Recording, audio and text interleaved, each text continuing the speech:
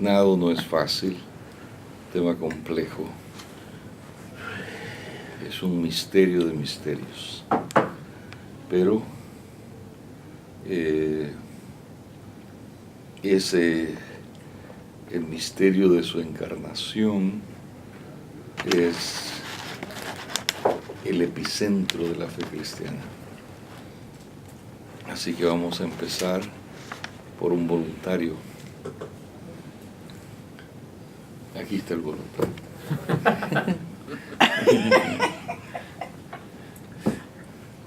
El voluntario. Vamos a dejarlo comer, está comiendo. El misterio de la encarnación, dice. No, es la pregunta. ¿Cómo Jesús, según los evangelios, enfrentaba las presiones que designamos en la mañana de hoy? La maldad, la muerte, el dinero, la salud y la identidad. Vaya.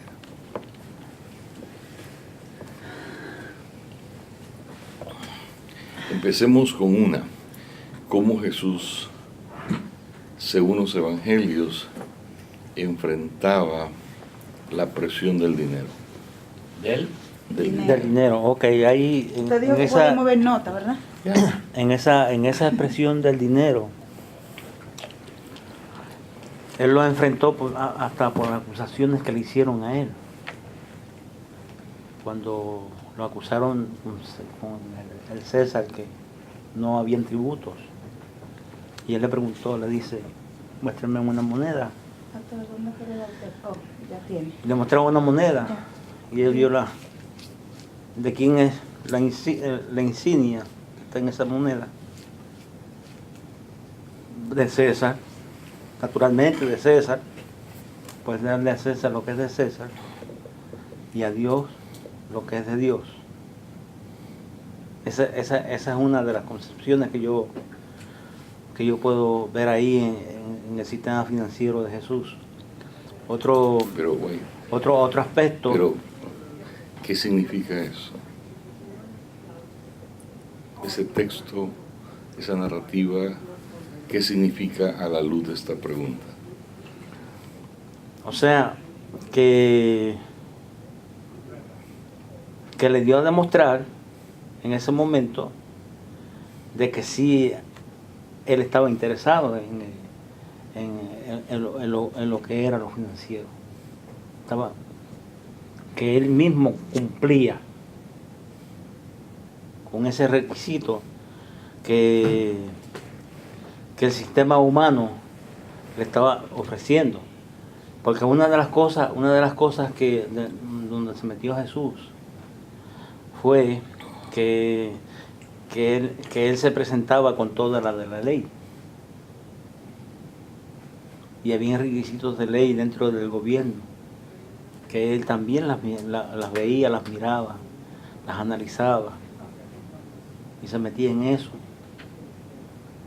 Por lo menos es lo que yo puedo entender acerca de esa aseveración que le están haciendo a él concerniente a la moneda. Por eso le dijo, darle a César lo que es de César y a Dios lo que es de Dios. Pero la pregunta sigue en pie, ¿cómo Jesús enfrentaba entonces la presión del dinero? Se identificaba. Él se identificaba con cada uno de esos problemas que el hombre le quería presentar, le quería dar. O sea, él hacía una especie de identificación como que no estaba solo él en este mundo para cumplir con un mandato divino, sino que corría por todos los parámetros del ser humano, por todas las avenidas que el ser humano iba caminando. Y siempre digo que él miraba la necesidad de cada uno de ellos y se identificaba con esa necesidad para poderlo resolver al hombre. Así, de esa forma es como lo veo, según el Evangelio, enfrentaba la presión, Jesús, de toda esa amalgama de cosas que se le presentaban a él.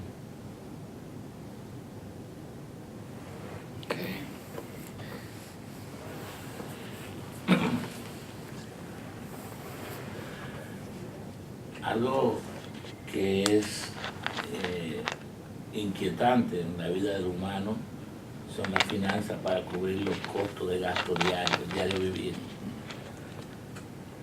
Jesús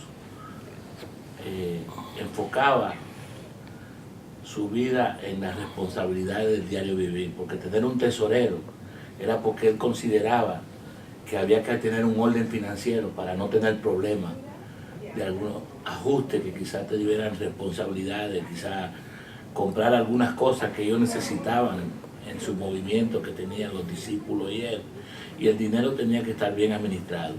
Pero una cosa que me inquieta mucho a mí es el caso del pago de los impuestos, cuando hay que pagar los tributos por el censo. Y veo a Jesús creyendo que todo puede ser posible como Dios, pero había una responsabilidad que cumplir. Y la responsabilidad estaba un poquito inquietante. No sé qué estaría pasando en ese momento, que Jesús, los discípulos se inquietan. Parece que no estaban muy bien las bolsas financieras. Y él analizó, dice, ¿cómo vamos a...? Ellos analizaron, Señor, ¿cómo vamos a resolver este problema? Tenemos que pagar los impuestos. En el momento parece que los gastos habían sido excedentes o había habido un desequilibrio financiero, porque estaban canalizando como, wow, ¿de dónde sacaremos el dinero para hacerlo? Había que cumplir con un principio gobierno, que Jesús creía en ese principio, y por creer en ese principio, desajustar y darle una enseñanza a los discípulos que no era necesario hacer eso, violaba su responsabilidad como Mesías, como maestro. No, perdía la credibilidad. Y yo creo que el caso de la moneda, aunque fue una actitud de fe, para más bien lo que implica es que cuando nosotros tratamos asuntos financieros, tenemos que ser responsables por encima de las circunstancias. Y Jesús le mostró a los discípulos su responsabilidad en el caso cuando mandó a Pedro a buscar la moneda dentro del pez. Dice, esto es cuestión de responsabilidad, haciéndole sentir que para cumplir con los recursos, gobierno o requisitos humanos, había que hacer un esfuerzo, era una responsabilidad que había que cumplir. Ok, iba súper bien. Llevaba aplausos, pero luego te me apartaste, hombre. Iba súper bien. Trato, estoy aprendiendo. No, sí, no, pero es que va muy rápido. Amado hermano mío, va muy rápido, too fast. Cuando se mete uno a estas profundidades de análisis crítico, de interpretación crítica, hay que ir lento, como quien hace una cirugía.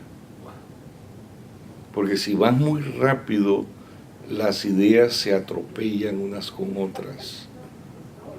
Entonces, go slow, y vas bien, tremendamente bien. Entonces, si vas lento en el proceso de pensamiento, en el proceso de comunicación, te da una oportunidad de ver con mayor claridad el laberinto del texto bíblico. So go slow.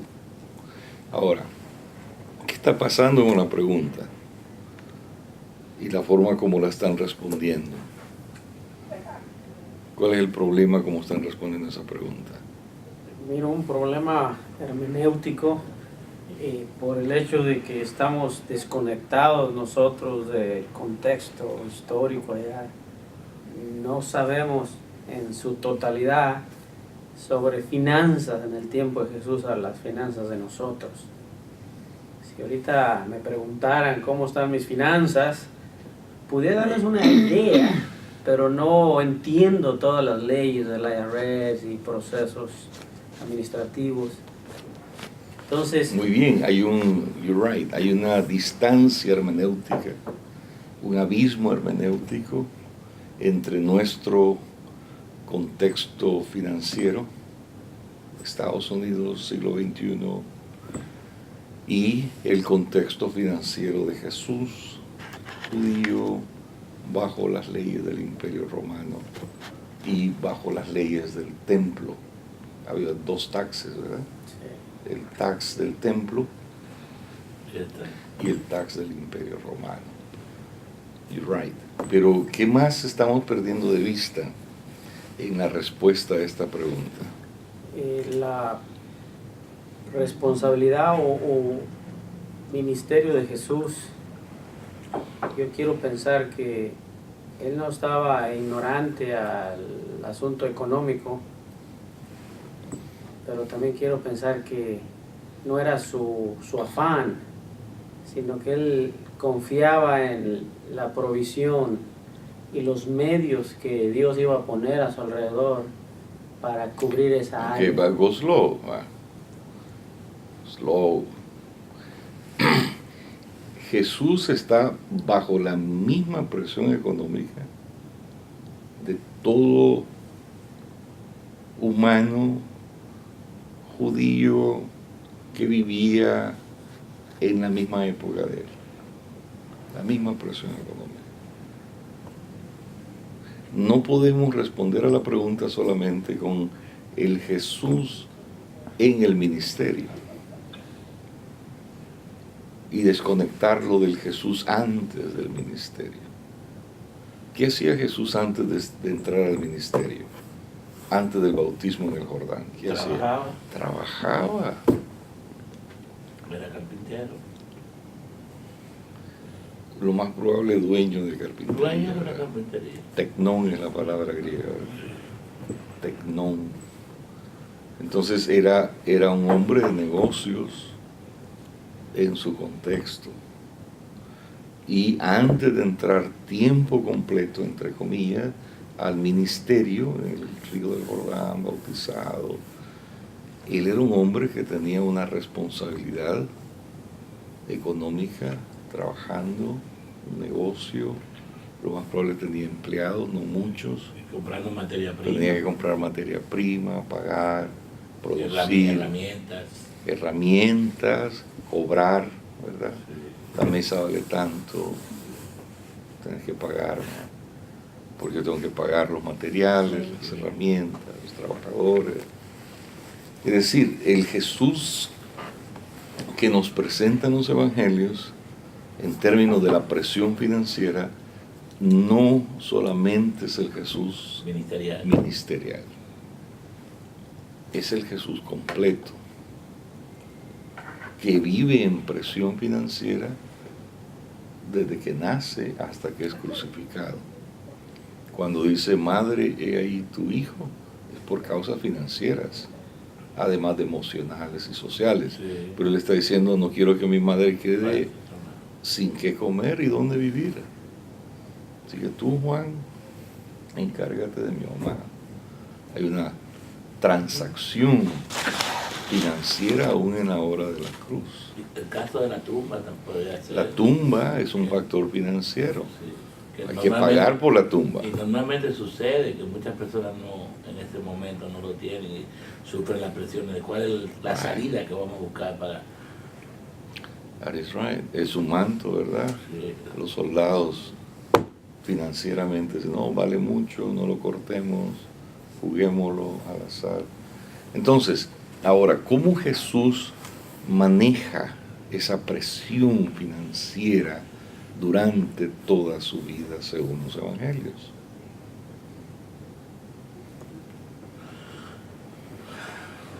Yo pienso que desde cierto punto, en esas dos etapas, porque hay una etapa que estamos viendo, la que usted acaba de canalizar, ¿no? Que es la etapa antes de entrar al ministerio. Esa etapa Jesús la maneja asumiendo sus deberes y sus funciones como, diríamos que como empresario,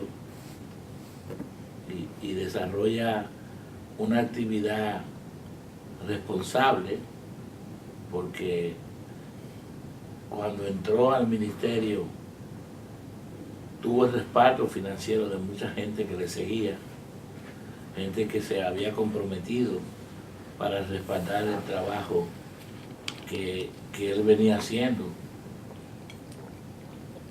Y realmente pues esa disponibilidad de aquellas personas que se movieron a interactuar y a servir de manera financiera, yo veo algo que lo hicieron espontáneamente. No había una obligación o no hubo nadie que lo presionara para que ellos hicieran esos compromisos, incluyendo mujeres que tenían negocio y hombres que tenían negocio como Zaqueo, que tenía su negocio de préstamo, y Lázaro, y de alguna forma usa el criterio humano buscando en el ministerio un movimiento financiero estable, poniendo un tesorero, para no hacerlo, pues, muchos pastores, líderes manejan la iglesia desde cierto punto de vista, de manera personal, y es algo que no debe ser. Debemos tener a alguien que pueda regir y manejar la finanza de la iglesia para tener un orden financiero y que el dinero sea bien administrado. Yo creo que él asumió una responsabilidad, a pesar de que el punto inquietante de los discípulos era como una persona que aparentemente estaba robando en la bolsa pudiera estar en esa posición. Creo que Jesús en ese momento de aceptarlo pudo haber tenido... Ahí te metiste en un lío. Te metiste en un lío tremendo, porque realmente Jesús, si lo vas a poner en ese lenguaje, Jesús nos ministró bien las finanzas. ¿No? No. Pues no, porque si vamos usando tu lenguaje, ¿verdad? Usando tu lenguaje. En primer lugar, Jesús conocía los corazones de la gente. Sí. En una ocasión le dice a sus enemigos en el inicio de su ministerio: ustedes me quieren matar. Sí. Y ellos dicen: no. Pero cuando uno lee en el texto griego, ellos no están mintiendo. Ellos dicen sinceramente: pues no, hombre, ¿cómo se te ocurre? Porque en su mente todavía no ha llegado la intención de su corazón. Pero Jesús lee, no sus mentes, porque no es claravidente. Jesús lee los corazones. Entonces, antes de que suba del corazón a la mente, ya él leyó lo que hay en el corazón de ellos. Y días después ellos dicen: matémoslo. Los mismos individuos. Entonces Jesús conoce los corazones, eso continuamente los evangelios lo afirman. Entonces él sabía que Judas robaba. Pero también sabía que Judas lo iba a entregar. Pero yendo por partes, no corramos. Hay que correr. ¿Para qué correr? No son las Olimpiadas. Son las Olimpiadas. Entonces viene Jesús sabe que Judas roba. Ajá. Robar es pecado. Y Jesús es el pastor de los pastores. Sin embargo, no lo destituye como tesorero. Judas permanece siendo el tesorero hasta el final del ministerio pre-crucifixión de Jesús. Entonces, ¿cómo es posible que un pastor sabe que el tesorero está robando y lo deja seguir siendo tesorero? Te pregunto, usando tus palabras, ya que tú te metiste en ese enredo. Bueno. Ráscate.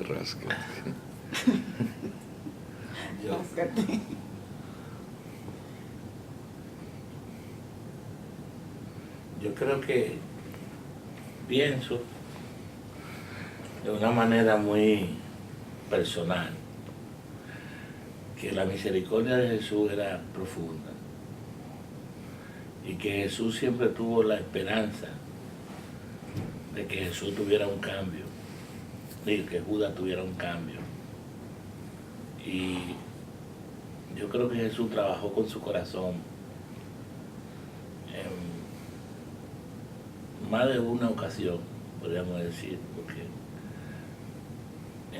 en una ocasión dice: el primero que meta la mano en el plato conmigo es el que me va a traicionar o el que me iba a entregar. Yo creo que eso fue como una alerta para una postura de convicción en el corazón de Judas, como pudiera arrepentirse o pudiera tener un cambio. Y creo también que en el caso cuando Jesús lo envía y le dice como que vaya y haga lo que tiene que hacer, también era otra oportunidad que le estaba dando.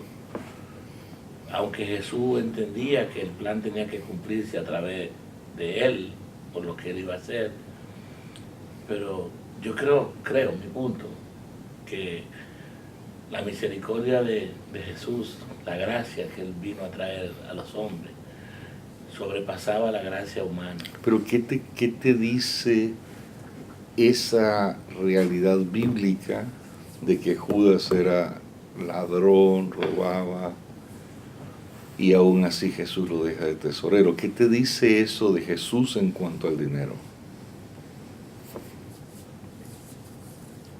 Yo no creo que era lo más importante para él. Exactamente. El dinero no era su prioridad. Cabal. Exactamente. Porque muchas veces Jesús fue... Y tú lo dijiste muy bien antes.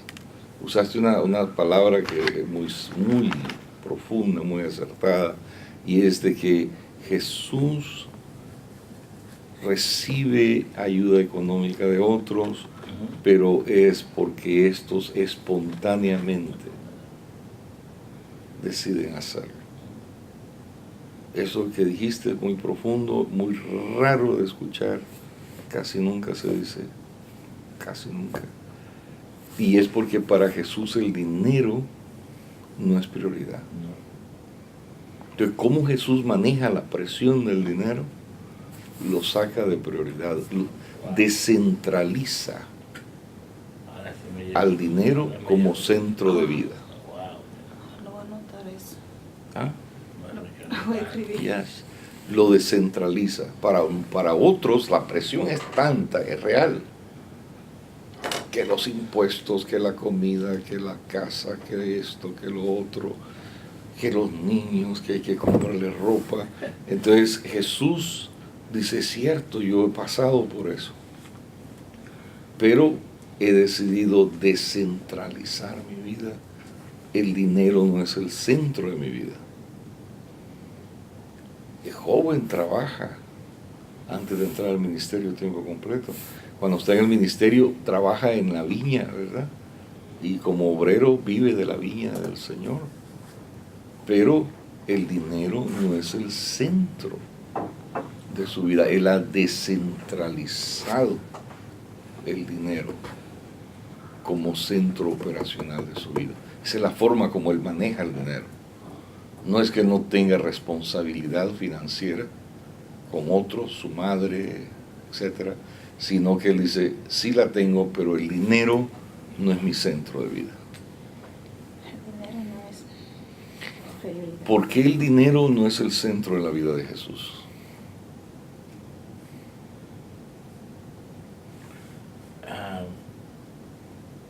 Su vida originalmente no es de la tierra. Él viene del cielo. Él dejó el trono del cielo, incluyendo que cuando vienen los hombres dice que se hizo pobre para que el hombre fuera rico. Pero él no sabe eso.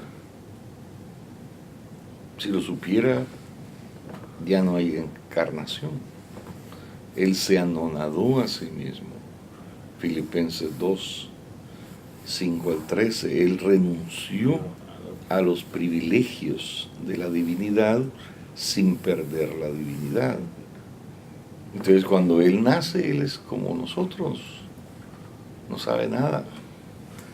Y va aprendiendo a leer, a escribir, a hablar, a caminar, y va caminando, empieza a relacionarse con el Padre, como tú y como yo, y empieza a conocer al Padre.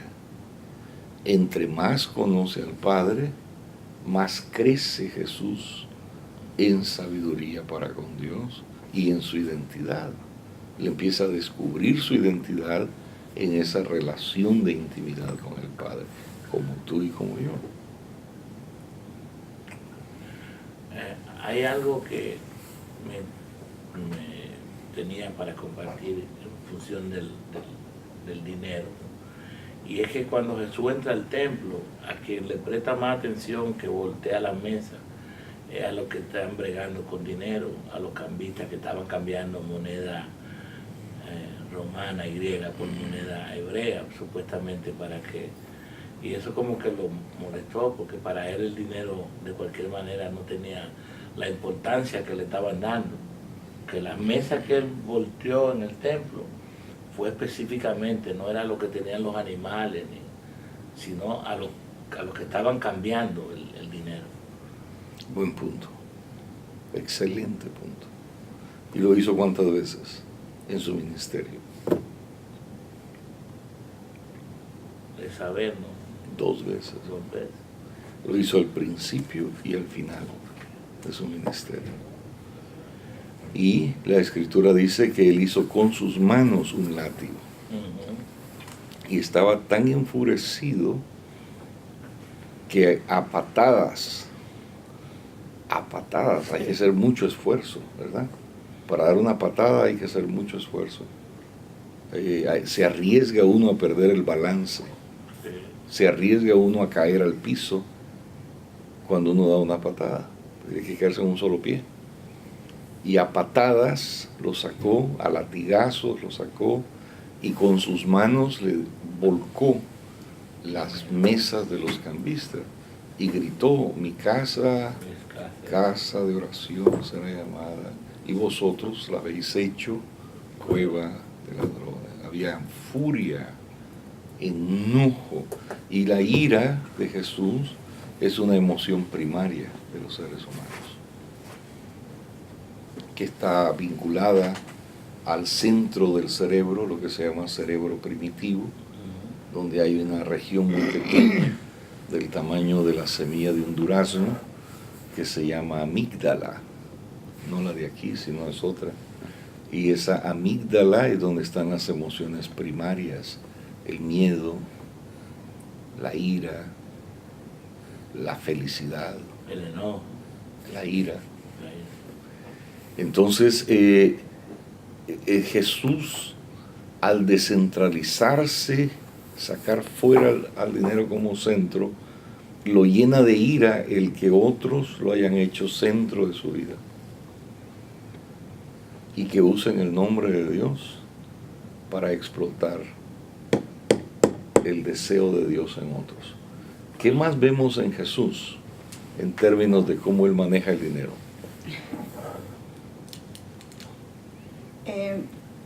Con respecto a eso, cuando Jesús le dijo también al muchacho rico que vendiera todo y que se lo diera a los pobres,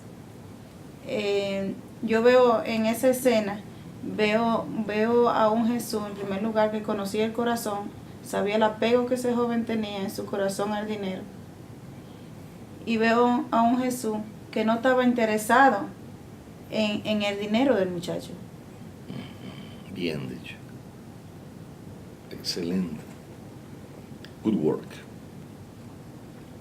Porque en otro dice: wow, hoy sí me van a subir los diezmos, ¿verdad? Ajá, hay que tratarlo bien, Sí. no decirle nada porque no quiero lastimarlo. Y Jesús no está interesado en eso. Si nosotros como líderes, no nos descentralizamos del dinero, es decir, no quitamos el dinero como centro de nuestra vida, no vamos a poder ser fieles a Dios. nosotros tenemos que llegar al momento donde realicemos que sí, la presión del dinero es real. Mientras vivamos en este Pero no es mundo, lo más importante. no es nuestro centro, No lo es. no es nuestro centro. Tenemos que confiar en que Dios es nuestro proveedor. Amén.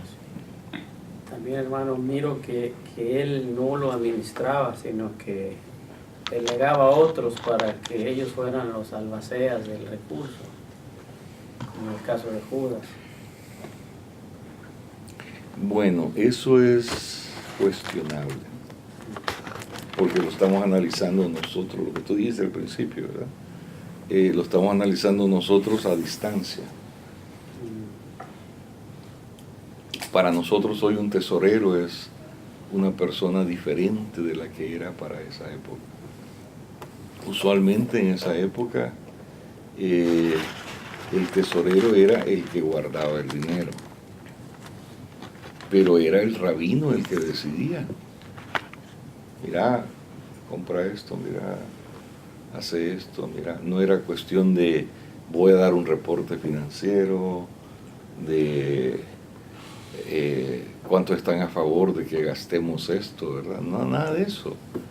Ese tipo de cultura es una cultura centralizante, porque es un eco de los gobiernos teocráticos de Israel. Israel cree en teocracia. Entonces todo lo que Israel produce como nación a nivel de rabinato es teocrático. Aún hoy, en los grupos judíos como los hasídicos, el rabino es la máxima autoridad. El Reb en hebreo. El Reb es la voz. Lo que él dice es lo que se hace. Y no consulta. Y no hay informes. Ni busca opinión. Entonces el tesorero en esa época no es como hoy, ¿va? Sino que es una persona que simplemente se recoge el dinero o la gente da dinero y es el banco, porque no hay bancos. No existen los bancos. Sino que el tesorero es el banco, el que guarda los recursos. Y entonces mucha gente, a Jesús enseñando, y llegaba alguna mujer de la ciudad rica, ¿verdad? Y decía, yo quiero darle una ofrenda a Jesús. Y entonces ya la dirigían a Judas, porque era el tesorero. Pero no había esa estructura que algunas iglesias en el siglo XXI o anterior poseen. Nada de eso. Y luego con el asunto del estatero, la moneda que es encontrada en el pez, no es que Jesús quiere pagar los taxes y quiere ser responsable, porque él dice es una ley injusta. El contexto del texto es, esos impuestos son injustos. Me están cobrando a mí injustamente estos impuestos. Entonces es una denuncia a la injusticia del gobierno de su época. Y entonces ante esa denuncia, que no solo es él el que es victimizado, sino es toda la gente que vive ahí, injustamente está siendo victimizada, porque es un gobierno que pone altos impuestos y no provee, como hoy, que los gobiernos proveen servicios, ¿verdad? Que las carreteras, que el seguro, que esto, que la policía que cuida. En ese momento no, los gobiernos no proveen servicios, solamente cobran los impuestos. Pero Jesús dice, denuncia la injusticia. Y la denuncia de la injusticia cobra fuerza con el milagro.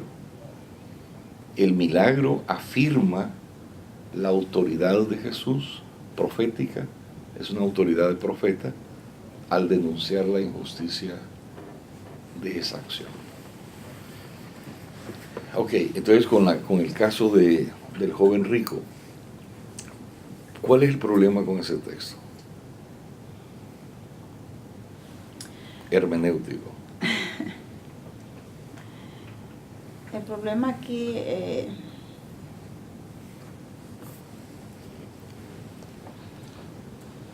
que Jesús, como usted dijo, había sido bien, para Jesús lo más importante era que el joven tuviera el corazón, porque según el texto, el joven desde pequeño tenía un conocimiento, le llamaba maestro. Pero ¿cuál es el problema?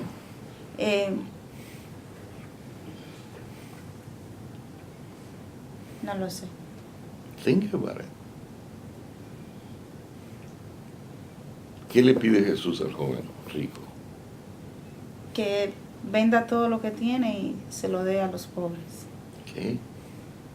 ¿Era ese joven rico el único rico que se acerca a Jesús? No, ¿Habían otros ricos cerca de Jesús? habían más ricos. Sí. Por ejemplo, ¿quién?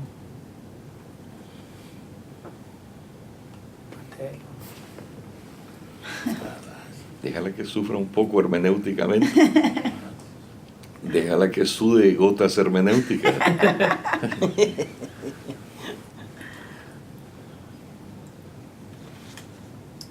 Habían, cerca de Jesús había médicos que tenían dinero.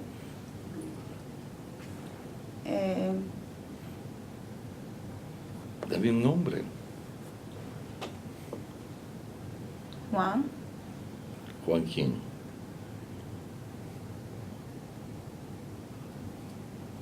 Habían muchos Juanes. ¿Cuál Juan? Juan el Bautista, Era pobre. era pobre. Ni desodorante podía comprar. Lázaro era un El hombre- único amigo de No era el único amigo, pero era un amigo íntimo que era muy rico. ¿Cómo sabemos que Lázaro era rico?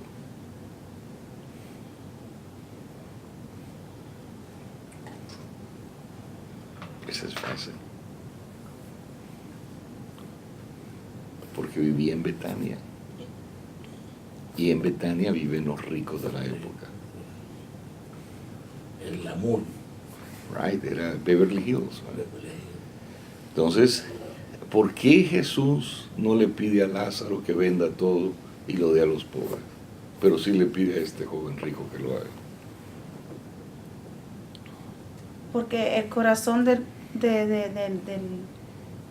el amor, lo que él vio en el joven rico fue el amor al dinero.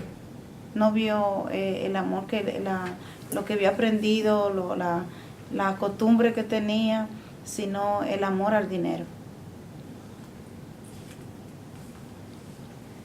En Lázaro no veía esa característica. Él sabía, como conocía los corazones, la intención que habían en los dos corazones.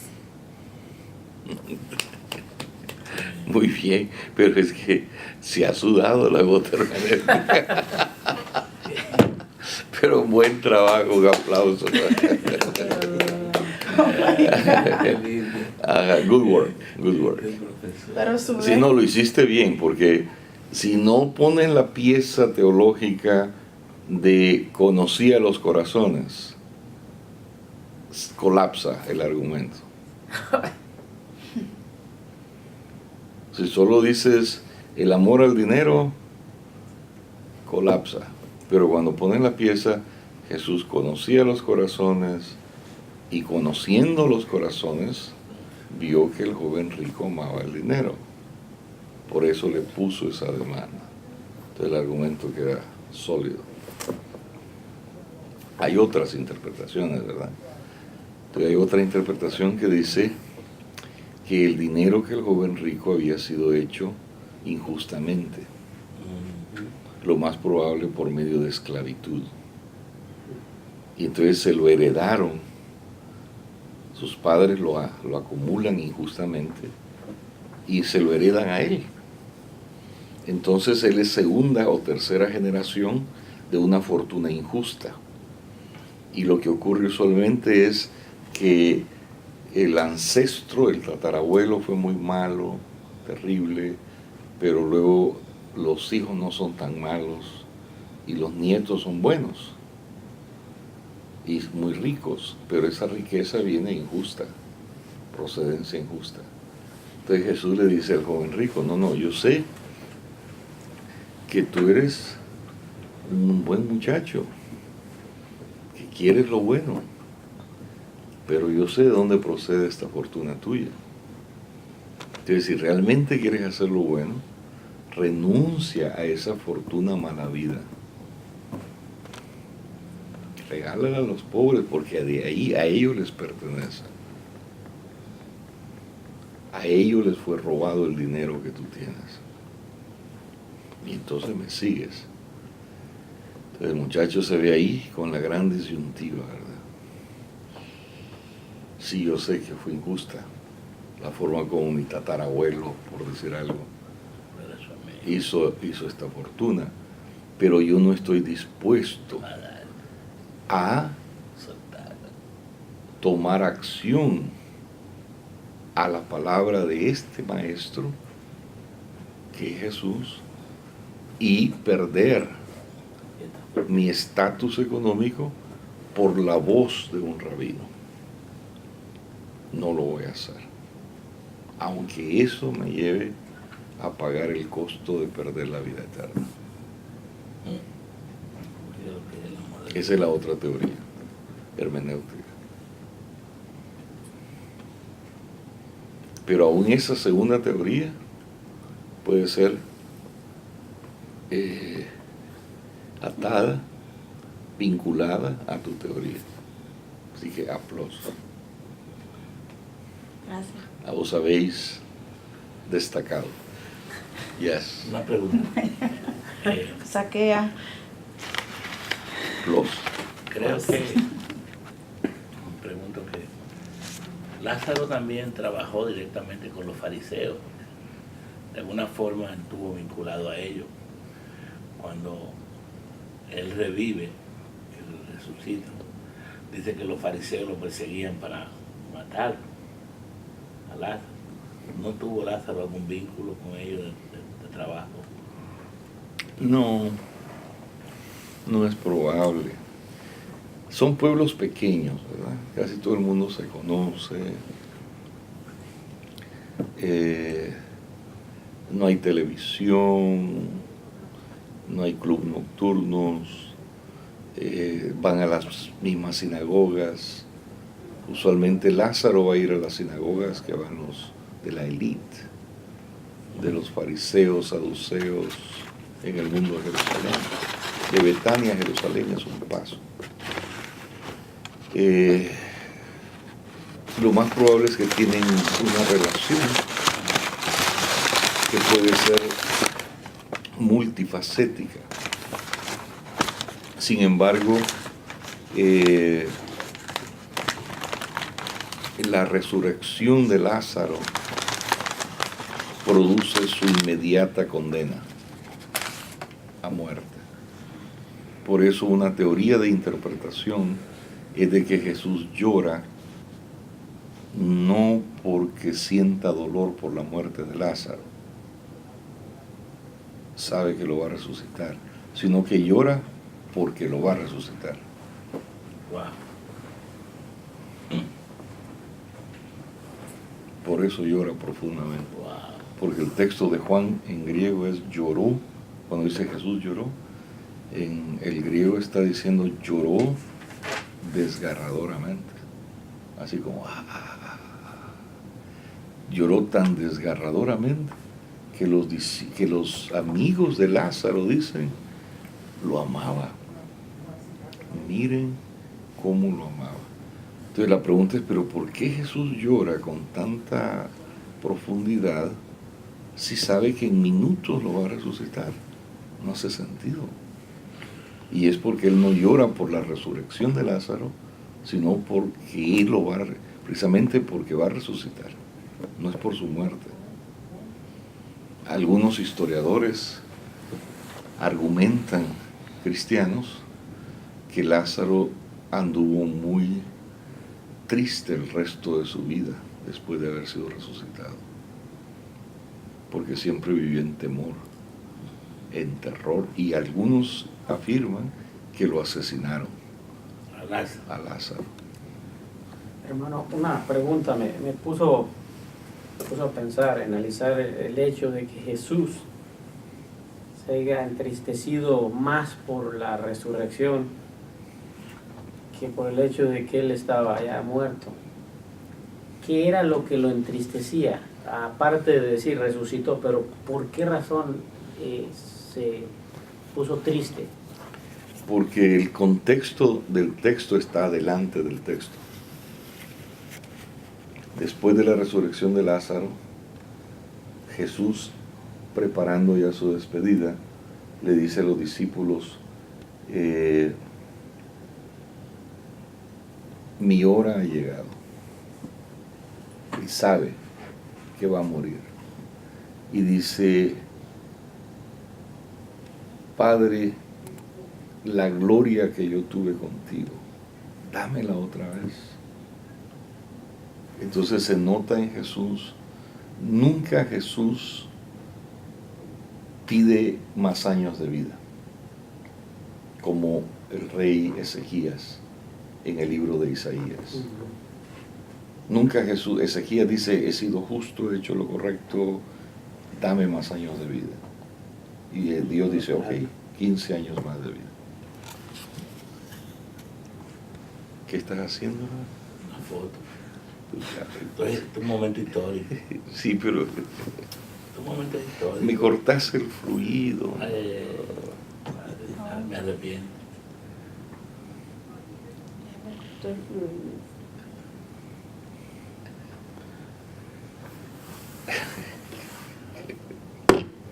¿Qué hacemos, amados? ¿Qué hacemos?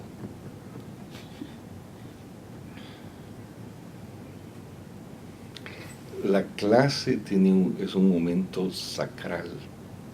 Hay una sacralidad. Entonces no podemos estar haciendo esto y haciendo lo otro, porque es distractivo. Llegará el momento de fotos, llegará el momento de esto, pero si no, no podemos profundizar y seguir. Es como abrupto, así. It doesn't work.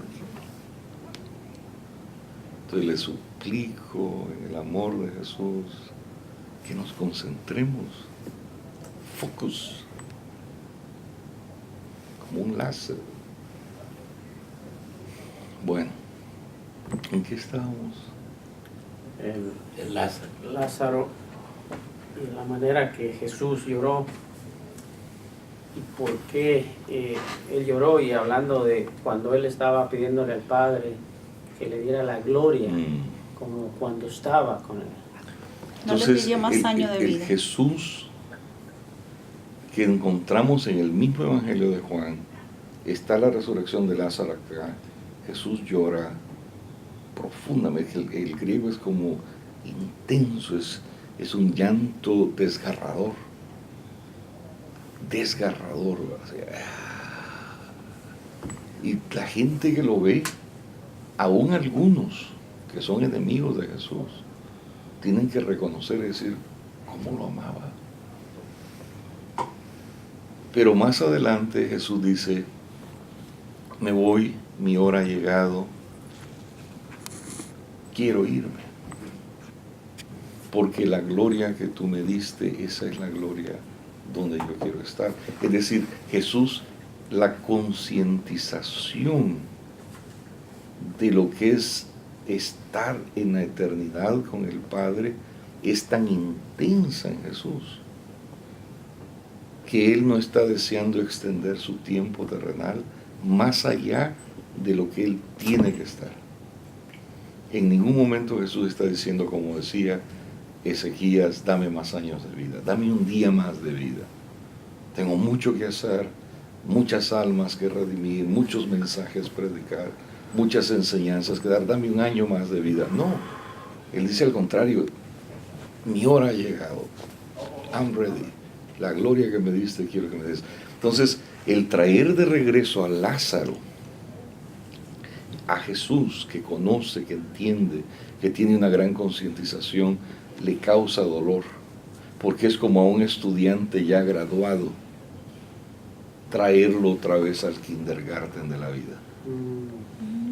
Entonces Lázaro estaba mejor. Entonces podemos asumir que él ya estaba en la presencia de Dios. Jesús dice, había un hombre rico y un mendigo. Los dos murieron el mismo día. Y el mendigo fue al seno de Abraham. Y el rico estaba en la sartén del infierno.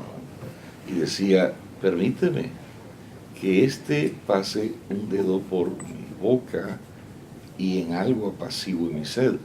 Entonces, en esa narrativa que no es parábola porque lleva un nombre, el mendigo se llama Lázaro. Dentro de esta narrativa, ¿está hablando del mismo Lázaro? No, es otro Lázaro, porque este es un Lázaro mendigo, que los perros lamen sus llagas, y el perro es un animal inmundo. Entonces lo más probable es que este Lázaro es gentil.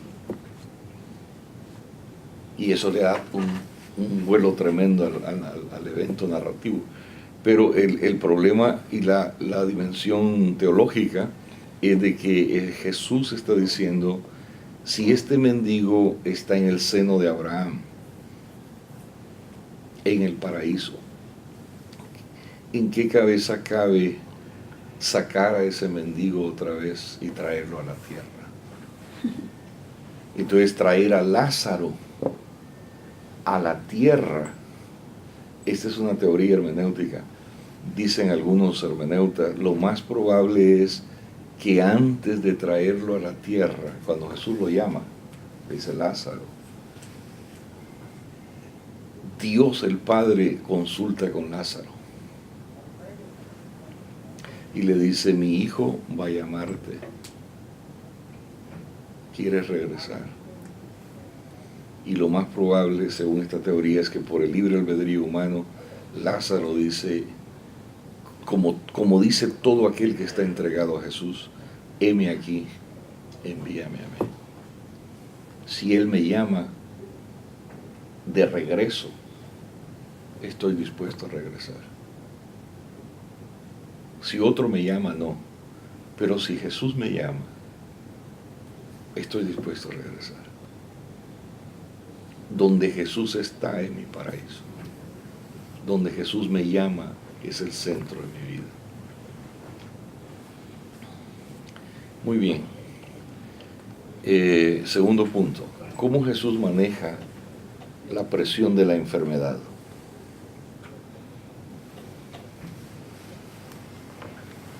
La presión de la enfermedad, como pudiera ver acá. Él llamaba a todo el que se acercaba enfermo y le preguntaba, ¿qué quieres que haga por ti? Y también se identificaba con el enfermo. Porque Él llevó todas nuestras enfermedades. Y se identificaba con el enfermo, ¿qué quieres que haga por ti? Y el enfermo le decía lo que quería y bueno, hágase como tú dijiste. Y quedaba sano el enfermo. Jesús, Todos los enfermos. ¿ah? Todos los enfermos. Todos los enfermos que se acercaban a Él. Porque hay enfermos específicos que se acercaban a Jesús.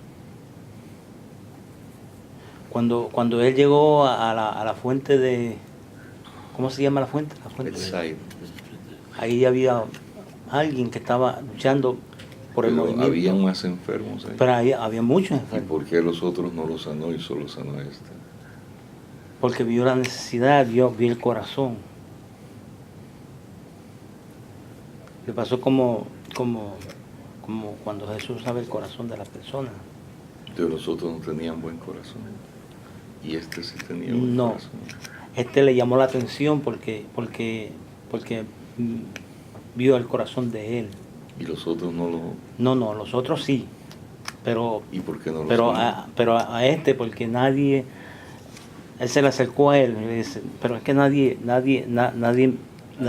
da una mano para que yo, porque era paralítico el hombre. Pero ahí había más paralíticos, estaba muerto. más enfermos, Pero, que no otros. Pero bueno, ahí es que está el detalle. Exacto. Que él quería dar una especie de lección. ¿Y cuál es la lección?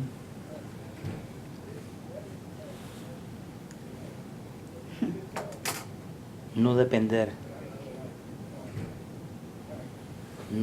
de uno mismo para poder recibir sanidad. Te lo voy a poner más difícil. ¿Por qué Jesús, en lugar de sanar a un ciego, no quitó la ceguera del mundo? Y que a partir de ahí nunca jamás hubieran ciegos en el mundo. ¿Por qué Jesús, en lugar de sanar a un leproso, no sanó y erradicó la lepra de la humanidad? Y de ahí en adelante ningún niño, ningún humano sufriría lepra por siempre jamás. Porque Jesús, en lugar de sanar a un paralítico, no erradicó para siempre la parálisis de la humanidad. Bueno, en ese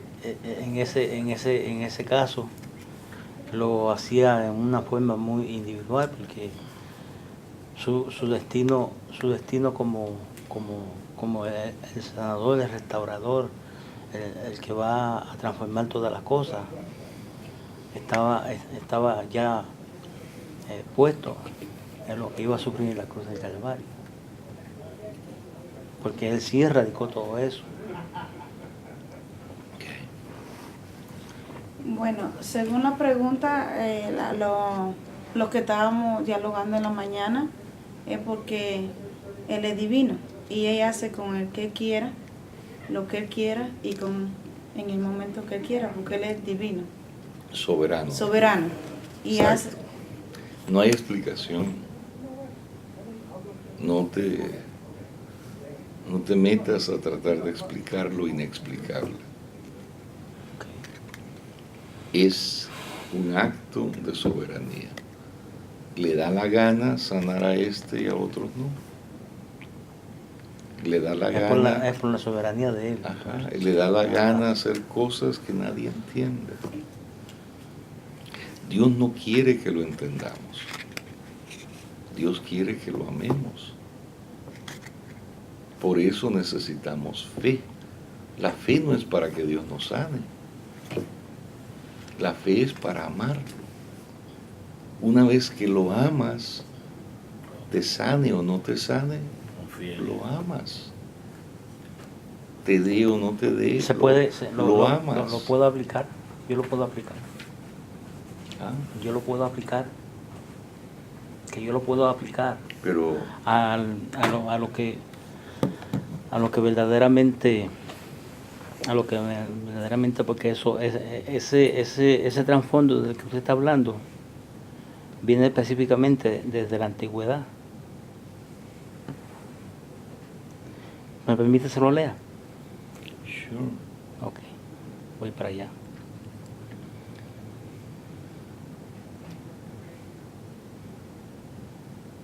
Levítico 23:39 dice: pero a los 15 días del mes séptimo, cuando hayáis recogido el fruto de la tierra, haréis fiestas a Jehová por 7 días. El primer día será de reposo. Son 7 días. El primer día será de reposo. Y el octavo día de reposo será.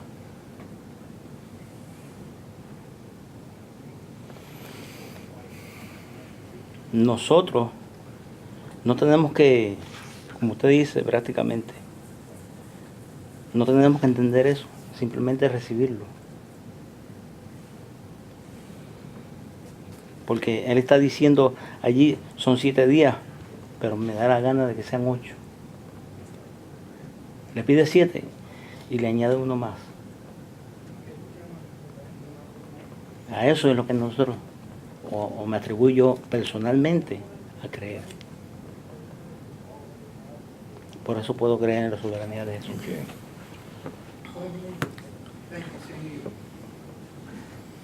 Ese texto tiene otras interpretaciones. Tiene otras interpretaciones, yo sé que sí. Entonces, si vas a ir a ese texto, ayuda a que digas en las múltiples interpretaciones de este texto, me gusta a mí pensar que este texto sugiere la soberanía de Dios,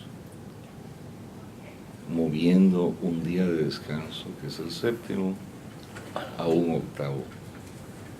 El texto es un texto que abre un marco profético, donde si guardamos el reposo en Dios, de ahí en adelante todo el resto de los días va a ser día de reposo para nosotros. Amén. Ok. Amén. Tu opinión sobre sobre este el mismo punto. punto. Dice que estoy de acuerdo en la soberanía de Dios, porque mirando los evangelios, no a todo mundo Él sanaba, no todo mundo le daba la vista, no a todo mundo le quitaba la lepra, eran personas específicas, pero me llama la atención un texto que dice que era movido a compasión. Pues dentro de todos los enfermos, sí, él tal vez podía haber curado a todos, es decir, todos los que están enfermos de lepra son sanados. Y con el solo hecho de decirlo de su boca, iban a ser sanados. Pero él sanaba a personas específicas. Y aún sin que se lo pidiera, él era movido a compasión. Ahí está. Excelente. Excelente trabajo hermenéutico. Aplauso. ¿Cómo Jesús maneja la presión de la enfermedad? El dilema es que Dios soberanamente no nos explica por qué, ni podemos entender por qué. Dios soberanamente no sana a todas las personas. Habían muchas niñas enfermas como la hija de Jairo en ese instante. Pero Jesús dice, no, a esta hija de Jairo. Y alguien puede argumentar, bueno, claro, era rica, era hija del principal de la sinagoga, pero había muchas niñas enfermas. En el primer sermón que dice Jesús, habían muchas viudas, pero Dios elige una viuda en Sarepta de Sidón. Habían muchos leprosos, pero Dios elige a uno, a Naamán el sirio. ¿Por qué a los demás no? Que tú decías, Dios es soberano. Ahora, si solo dejamos teológicamente la soberanía de Dios manifestada en Jesús, es cruel. Es un Dios cruel. No hay forma de defender eso. Porque alguien que tiene poder para ayudar a todos y decide no ayudar a todos, sino a uno, sí, a otros no, en un acto soberano, es cruel un Dios así. Me llama Imagínate que tú tienes tu niña enferma, tu hija, y a la hija de Jairo sí sana y resucita, y a la tuya no, y se muere, y no hace nada. ¿Cómo tú vas a explicar eso, reaccionar ante eso? ¿Y cómo se lo explica uno en el mundo actual a un integrante de nuestra congregación? Buen punto. ¿Cómo se lo explica a uno? Exacto. Entonces ahí es donde entra tu punto. De que notamos en Jesús consistentemente que ante la presión de la enfermedad, Jesús manifiesta ¿qué? Compasión. No es que solo sana a algunos, sino que en su acción de sanar lo antecede ¿qué? La compasión. ¿Qué significa la compasión?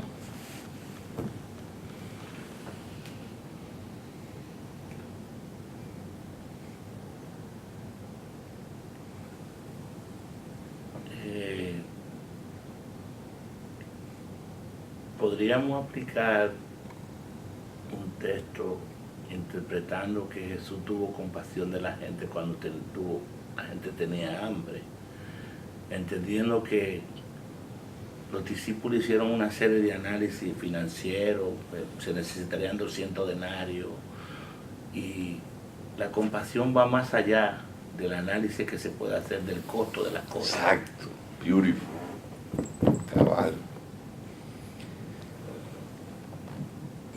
Excelente. La compasión no niega las capacidades del intelecto, pero no se sujeta a los límites del intelecto.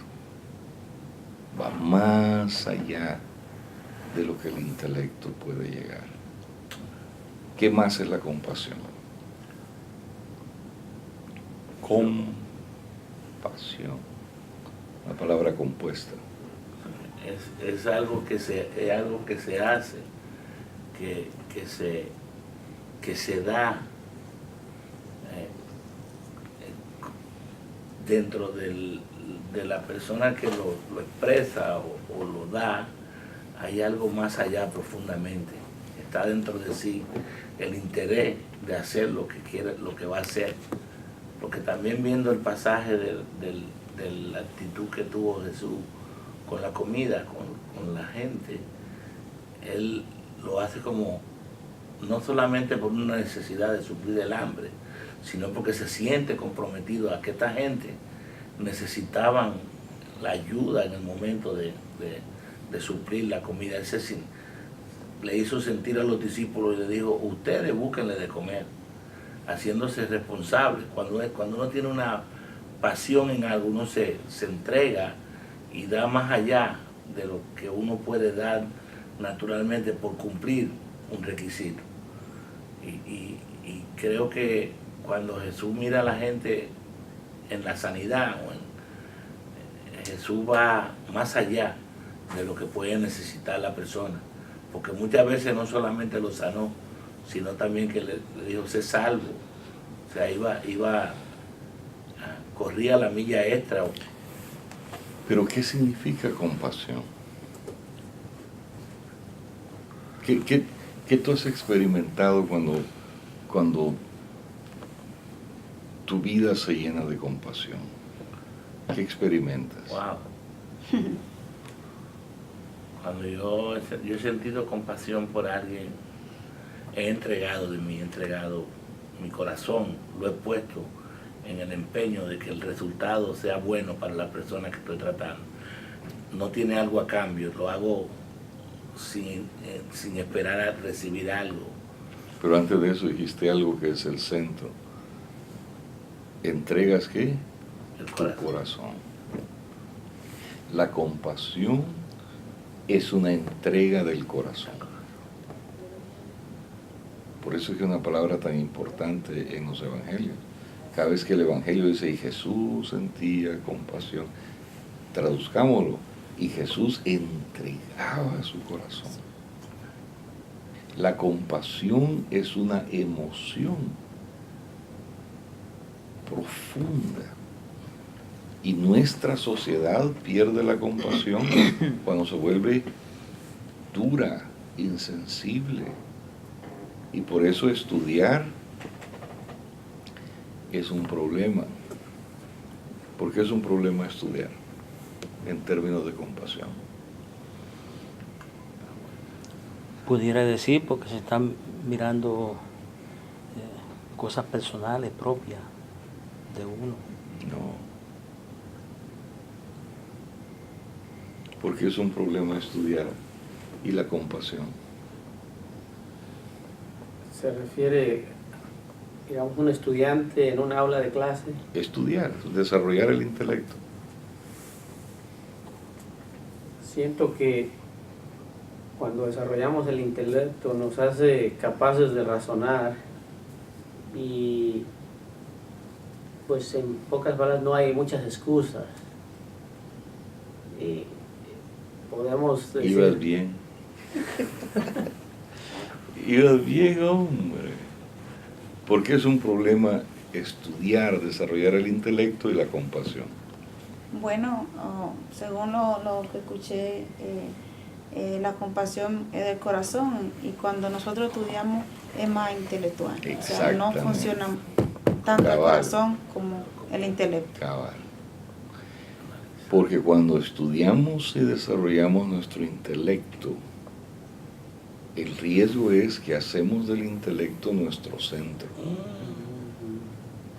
Nuestro conocimiento. Y no es un pecado desarrollar el intelecto, pero sí se vuelve pecado hacerlo nuestro centro. Porque entonces todo lo que vemos, lo que experimentamos, lo que observamos, lo vemos a través del centro de nuestro intelecto. Jesús les dice, siguiendo el ejemplo, denles de comer. Anteriormente el texto dice, Jesús sintió, Marcos, ¿verdad? Sintió compasión de ellos y dijo, llevan 3 días conmigo y no han comido. Es decir, Jesús se entregó su corazón en esa acción de comunicar eso. Sintió dolor.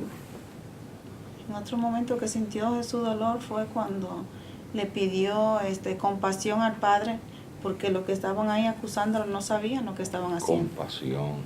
Pero entonces cuando nosotros, los discípulos, retornando al ejemplo de la comida, los discípulos reciben la palabra de Jesús, pero no reciben esa palabra en sus corazones, sino dicen, vamos a hacer los números, ¿verdad? Y dicen, no, Felipe es el que dice 200 denarios, que es más o menos el salario de un año de un campesino, no alcanzan. Además no hay panadería suficiente, aún hoy en New York, capaces de producir pan en cuestión de media hora para 12,000 personas. Wow. 5,000 hombres, mujeres y niños. Ni aún en New York. Aún en New York tú no puedes ir a McDonald's y decir, deme 12,000 Big Macs, ¿verdad? No te lo van a dar. Entonces, la matemática, el análisis, siempre se encuentra... Humanamente no daba los números. Ajá, pero el análisis y la compasión chocan. Pero Jesús es un hombre de profundo intelecto. Es tan intelectual Jesús que aún sus enemigos deciden no volverle a hacer preguntas. Porque es demasiado inteligente. Aún los más inteligentes dicen, no more questions for him. Aún los discípulos tienen miedo de preguntarle a Jesús. Jesús es intimidante, su intelecto es intimidante, pero el intelecto de Jesús no es su centro es su corazón. Y por eso es que siente compasión.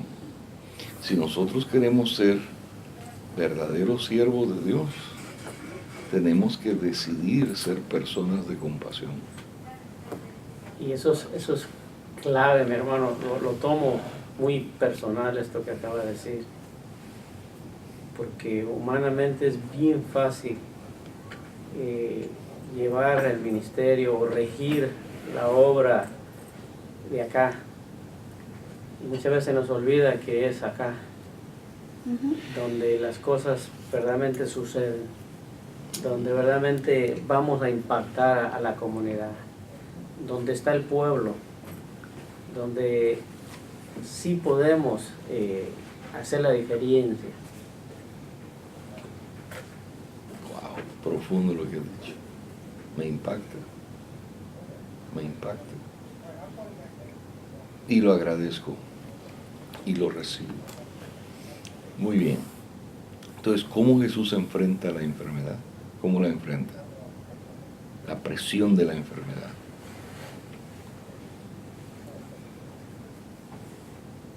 ¿Cómo la enfrenta? Con compasión.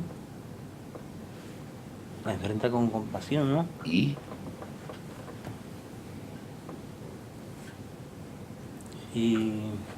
siendo el soberano. muy bien, buen trabajo.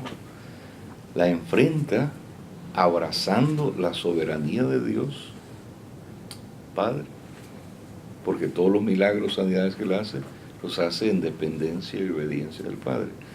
Pero Él enfrenta la enfermedad abrazando la soberanía del Padre. Eso es bien importante, porque significa que cuando alguien nos sana, en lugar de renegar, nosotros como pastores debemos decir, el Padre sabe.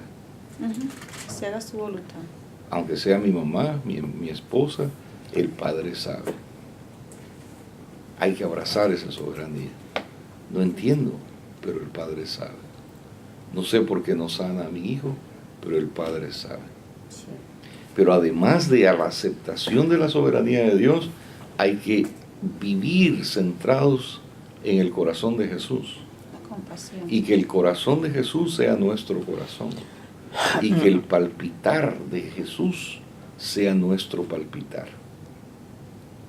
Él lo dijo claro, llorar con los que lloran, sufrir con los que sufren. ¿Y quién dijo eso? Jesús, No, Pablo. Pablo lo dijo. Bueno, ahora vamos al otro punto. ¿Cómo Jesús enfrentó la presión de la muerte?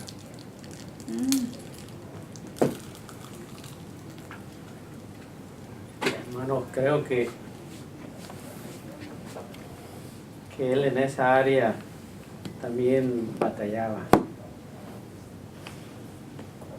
Recordando la noche cuando él estaba orando, que dice que sudaba sangre, que dice que estaba destrozado, que aún le pedía al Padre si había otra alternativa.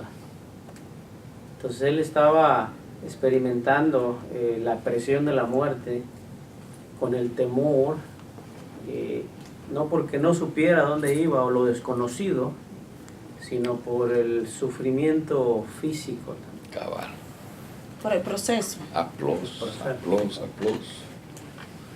Nadie sabía mejor a dónde iba que Jesús. Nobody. Pero Jesús dice en Getsemaní, es el proceso, Padre. No habrá otro proceso, porque eso de morir en la cruz, Jesús sabe que es un proceso doloroso. Porque cuando Jesús es un niño, crucifican 3,000 personas.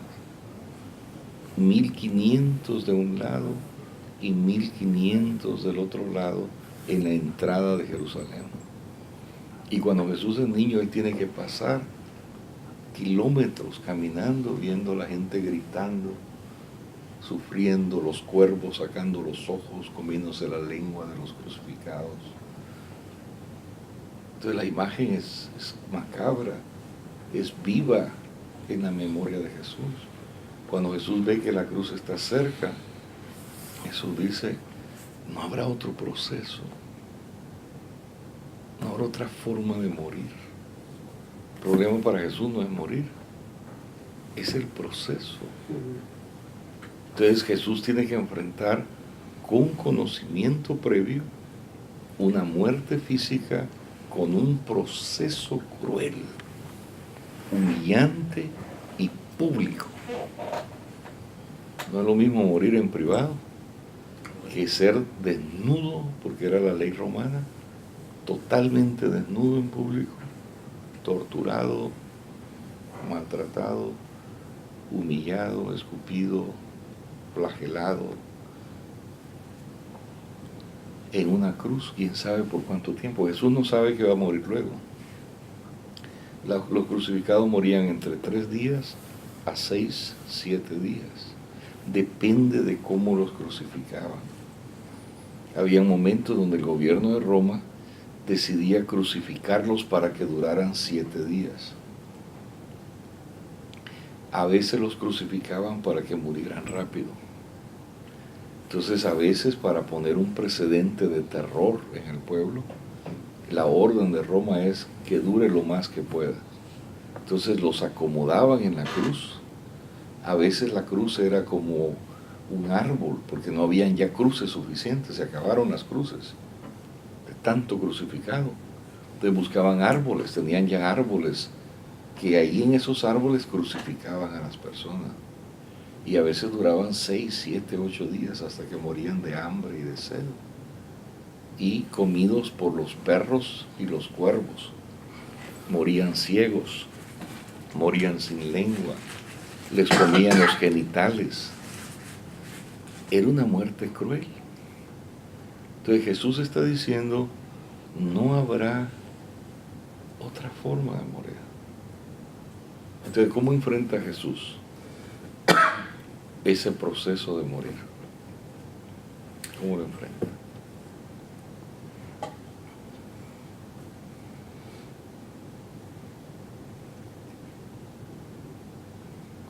Me enfrenta conforme a lo que le pidió el Padre, hágase tu voluntad.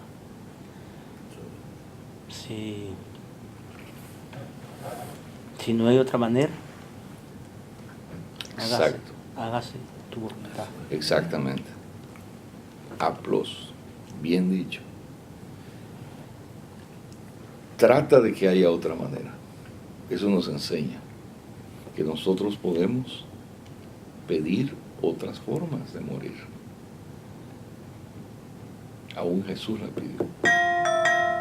Entonces nosotros podemos decirle, Padre, no habrá otra forma como yo pueda morir o como este ser amado pueda morir. A veces estamos acostumbrados a oír sermones sobre Ezequías que extendió su tiempo de vida, pero hemos perdido de vista a Jesús tratando de cambiar la forma, el proceso de morir.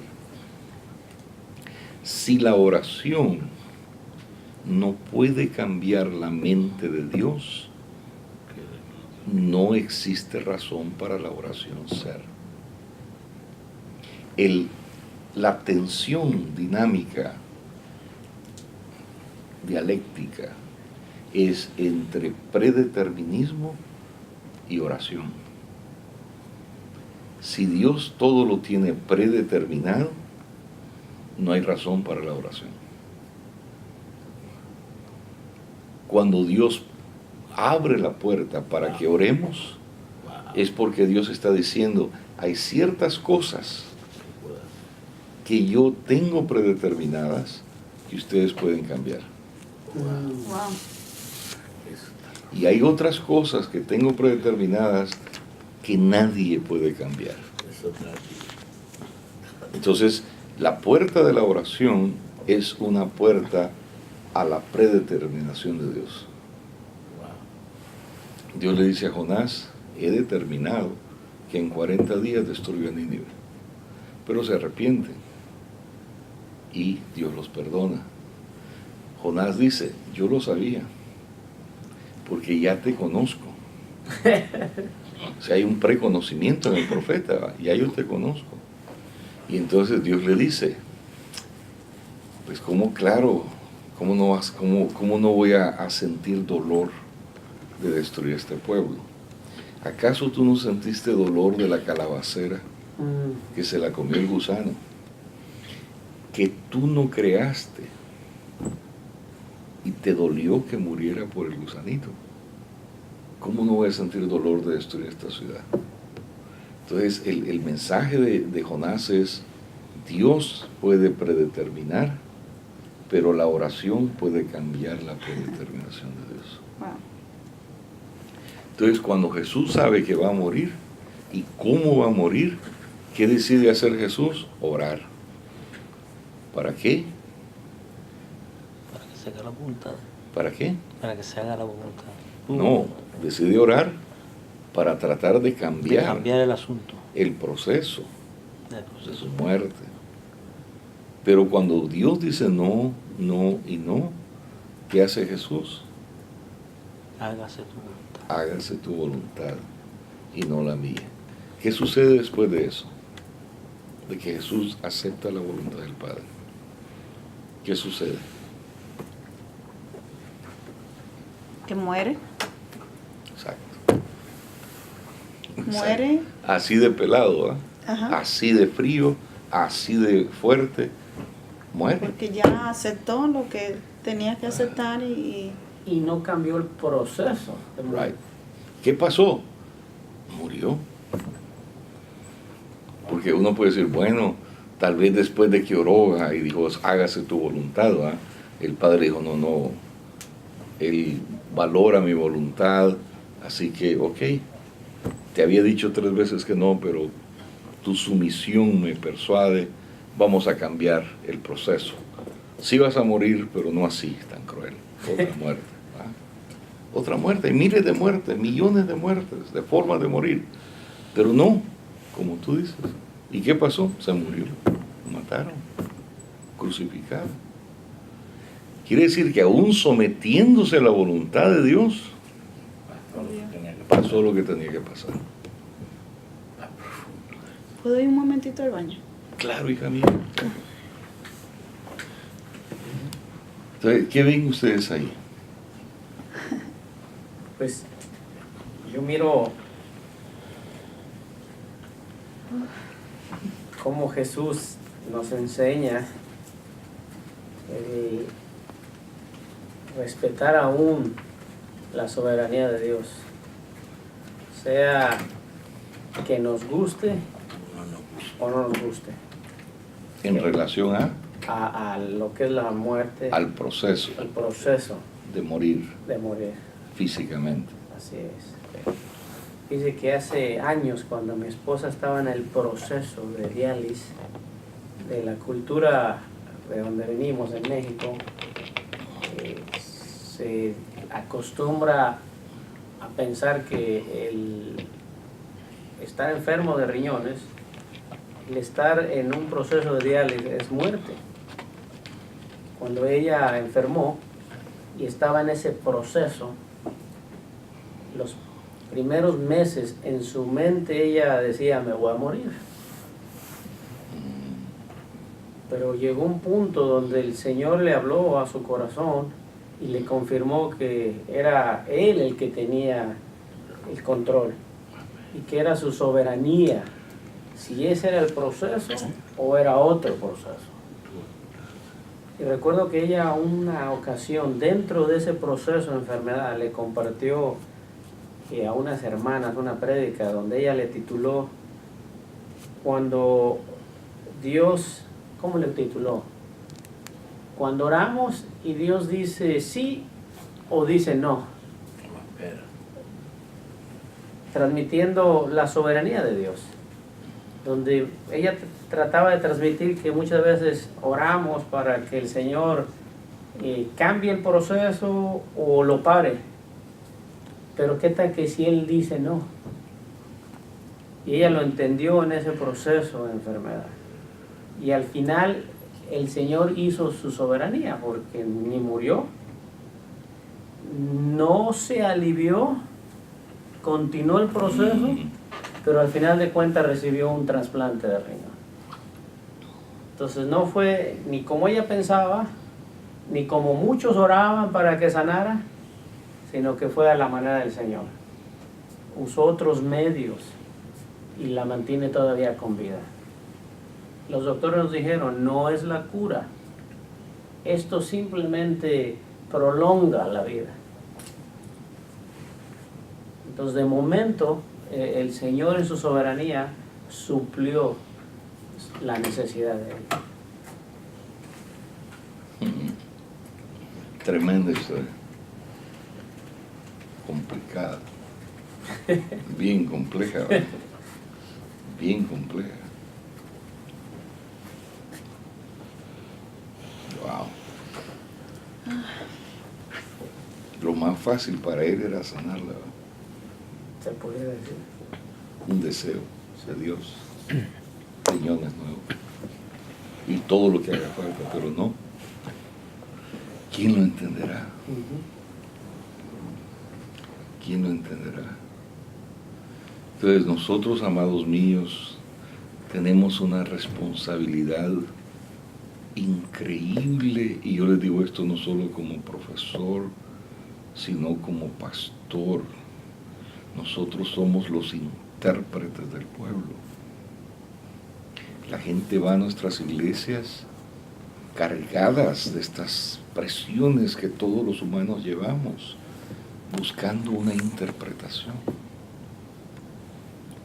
¿Cómo nosotros interpretamos estas presiones reales a la luz de la Escritura, en la guianza del Espíritu Santo? es lo que trae esperanza a la gente. Pero no podemos darles agua azucarada. ¿Verdad? Cuando usted le da agua azucarada a un niño, el niño se pone hyper, pero es agua azucarada, no tiene nutrición. Tiene una interpretación superficial. Y amén, ¿quién vive?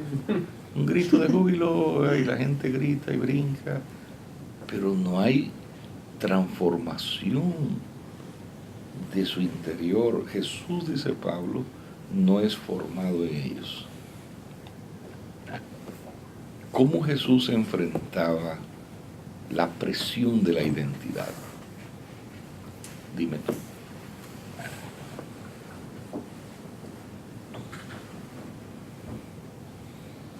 Identidad e identificación, ¿no? Su identidad, ¿quién soy yo? Bueno, él decía, siempre en muchos aspectos, lo mencionaba, y yo soy el camino, la verdad y la vida. Y lo hacía como para identificarse quién era él, para decir quién era él.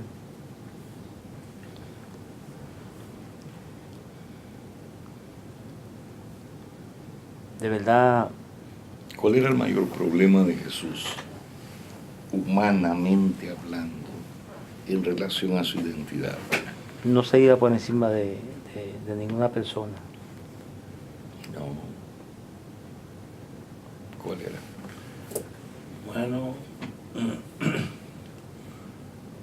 Jesús enfrentaba un grave problema con los religiosos de aquella época y de alguna manera no aceptaban la calificación divina que él presentaba. No era eso. Te fuiste muy adelante. ¿Cuál era el problema primario de Jesús y su identidad? Humanamente hablando.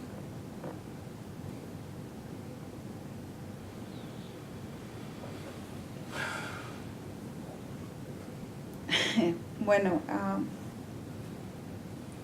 para toda sabíamos, ¿verdad?, que Jesús era hijo de Dios, pero humanamente Jesús no tenía un padre.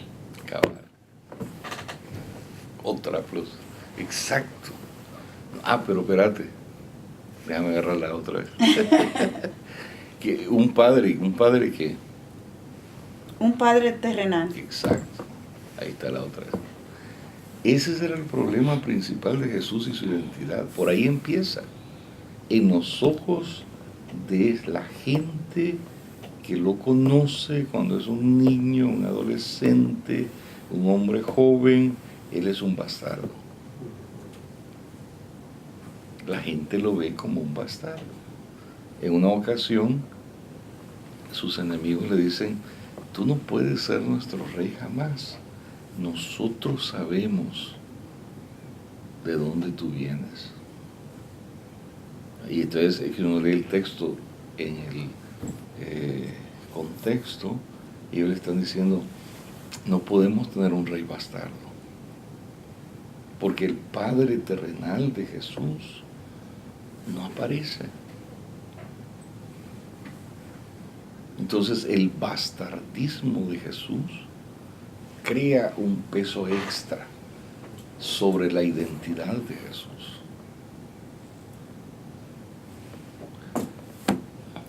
Entonces, ¿qué sucede? ¿Qué clarifica? ¿Qué evento en los evangelios clarifica la identidad de Jesús? El bautismo. El bautizo, ¿dónde? En el Jordán. En el Jordán. ¿Y qué pasó en ahí? Que el Espíritu Santo bajó y el Padre dijo, ese es mi Hijo amado en que tengo complacencia. Perfectamente contestado. Entonces, ¿qué significa tú eres mi Hijo amado en quien tengo complacencia en términos de identidad? Que el Padre, que él es el Hijo de Dios y que es el único que realmente, pues, realmente Dios tiene como, por porque todos los seres humanos somos hijos de Dios, pero en el caso de Jesús era alguien especial para él, y fue alguien especial para Dios, y es. Yo ahí miro Dios reclamando la paternidad Ajá, sobre Jesús. exactamente, exactamente. Nadie en esos 30 años promedio sale a la luz diciendo, miren, yo soy el padre de este muchacho tan buena gente, que era buena gente, ¿verdad? El tipo era buena gente, yo soy el padre. Nadie, ni judío ni gentil.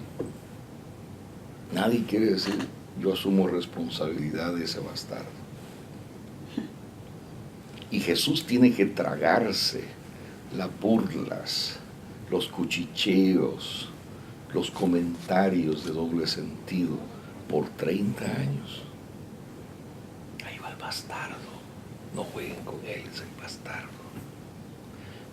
Porque en ese mundo donde Jesús vive era común que los soldados romanos violaban a las niñas judías. Y las muchachitas judías salían embarazadas de los soldados romanos. Entonces cuando salían embarazadas, esa muchacha quedaba con un mal nombre por el resto de su vida, aunque había sido víctima, la victimizaban otra vez. Y el niño o niña, bastardo o bastarda, quedaba fuera de todo.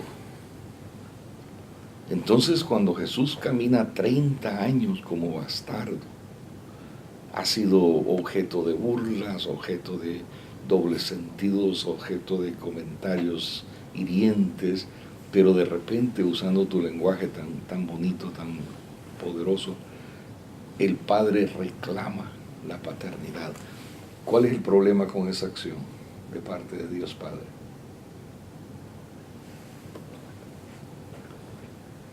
El problema hacia Si Dios, la logras descubrir, es una A3 Plus, porque está difícil. el problema hacia Dios o hacia Jesús. That's a good question. That's an intelligent question. Una pregunta muy inteligente. Hacia Jesús. Pues lo compromete ante la sociedad. Sí, no, pero más no que sí. ¿Cuál es el problema? Lo integra como el segundo Adán. ¿Ah? Lo integra como el segundo Adán. No. Esa es El nuestra problema- teología. El problema es que Jesús, siendo hombre, natural, físico, Ah, keep going, vas bien. el Padre aparece como reclamando el Dios. Ajá, vas bien. ¿Y entonces cuál es el problema? El problema es que era difícil para aceptarlo en la sociedad, ese mensaje. Para Jesús, ¿cuál era el problema de eso? Yo miro que a Jesús lo pone en una situación donde lo coloca a un estándar más elevado de lo común, sino que le pone una responsabilidad mayor que a un ser humano común. Sino que su estándar de vida es más divino, más arriba. Estás, Dios Bueno, te- si ese es el camino. Ibas bien, pero ese es el camino para la respuesta a esta difícil pregunta. ¿Quién es Jesús hasta este momento? En su contexto, en su mundo. Un bastardo. Es un bastardo, anónimo. entonces el problema de él es que A nadie le importa. es rechazado. ¿Ah? Es rechazado totalmente. Si no rechazado, ignorado, Ignorado. ¿verdad? Sí. Ignorado. Que las personas empezaran a verlo, a mirar a Jesús entonces como legítimo. Tener Ahí está la otra pieza. Después de la tuya va esa. Exactamente, por ahí va el asunto. ¿Ven cómo se hace la hermenéutica? ¿Va? Hay que ir metiéndose, escudriñando las escrituras. ¿Cuál es el problema? De que este Jesús anónimo, que a nadie le importa, bastardo, de repente ahora es elevado a un estándar, híjole, ni los profetas, ni Abraham, ni Moisés, que son claves en el judaísmo, han sido elevados a ese estatus, porque Dios Antes reclama, de que Abraham fuera Dios Dios. reclama la paternidad de Jesús. Ahora, tu pieza. Pasa a ser ¿Ah? legal. Entonces ahora la legitimidad de Jesús, ¿qué ocurre? ¿Viene de quién? De Dios, ¿De Dios quién? Padre. De Dios Padre. ¿Y cuál es el problema teológico con eso?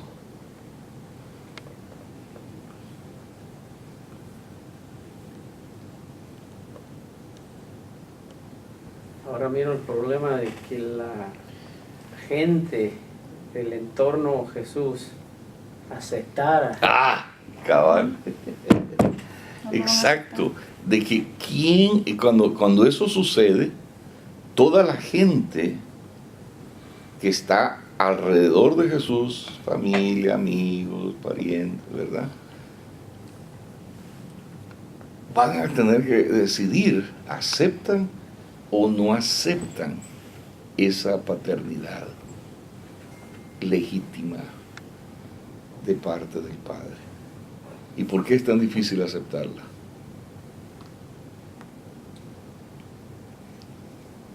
Porque era sobrenatural. Después de haber sido un bastardo. Pero ¿por qué es tan difícil para ellos, judíos, aceptar esa paternidad divina de Jesús? Por los orígenes de Jesús, por ser donde había nacido. No.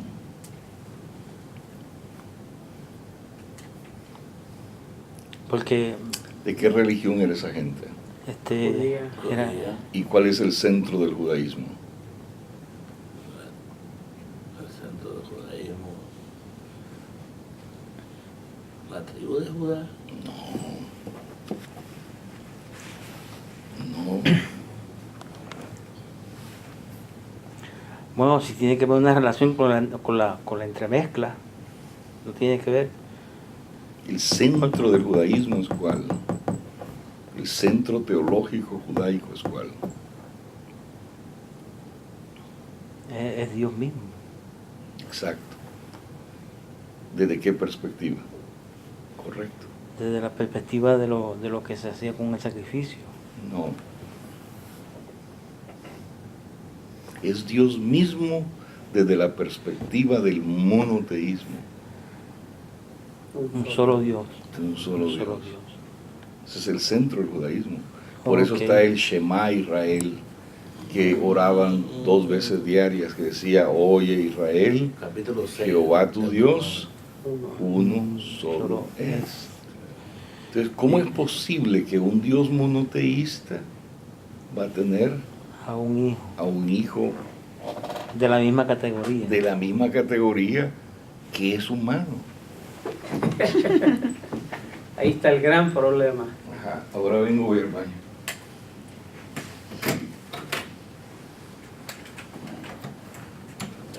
Vamos a leer. Llevan, ¿sabes? Tan tremendo.